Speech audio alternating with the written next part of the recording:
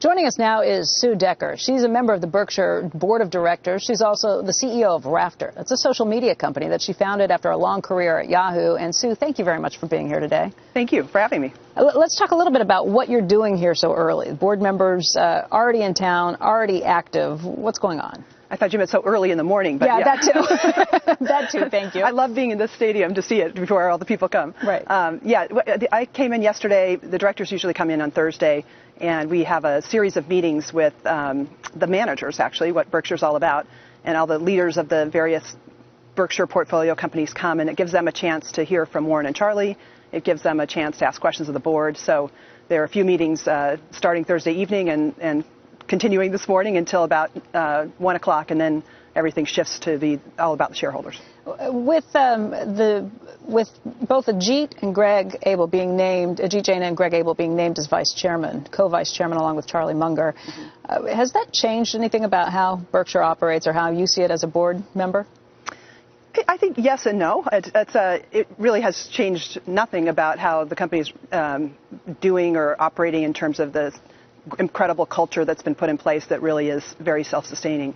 But it also is, I think, the right move at the right time. It gives both Greg and Ajit bigger operating influence. It gives them access to see more of the operations and be responsible. It brings them to the board meetings, which allows them a little bit more firsthand experience seeing some of the discussions about governance and capital allocation. They already have much access to Warren, so it doesn't change that too much. But I think it's also good for Warren because he has fewer direct reports now. It gives him more time to be focusing on capital allocation. It just seems like the right step at the right time.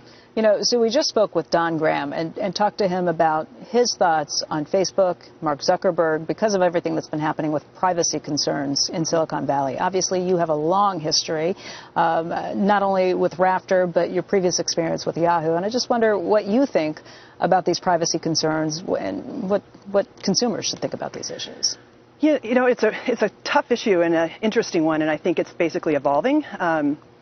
In the offline world, when we think about privacy, it's easy to know what to do. You speak in hushed tones, or you close your shades, or you close your door.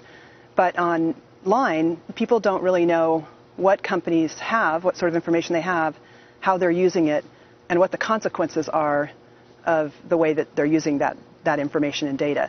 And for these advertising-based businesses, which are essentially in the business of selling consumer attention, as opposed to a good or service directly, it's critical that they have that information and that they have the opportunity to target market with it.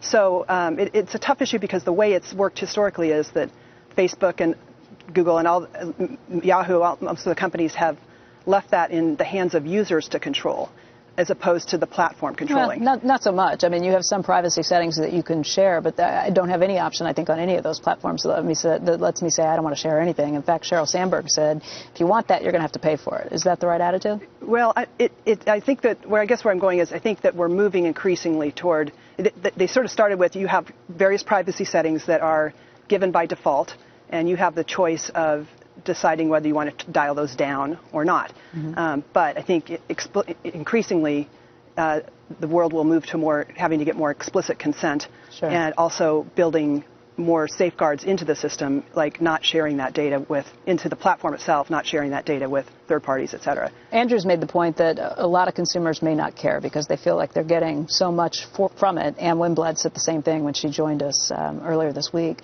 And I can understand that, but it's one thing what the consumers think, it's another when regulators from Washington get involved, or particularly regulators from the EU, which has been really on the forefront of some of these privacy issues.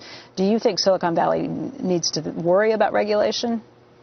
I think it does need to worry about regulation. I don't think that's the answer, but I think you have a combination of things that are eroding the trust in Silicon Valley. You have the privacy issues, you have the fake news, you have concerns about addiction to devices. You have so many concerns that are starting to become more prevalent in consumers' minds that if Silicon Valley doesn't take those on and work to restore that trust by proactively doing things to help the consumers understand how their data is being used and help them opt out, I think regulation may happen.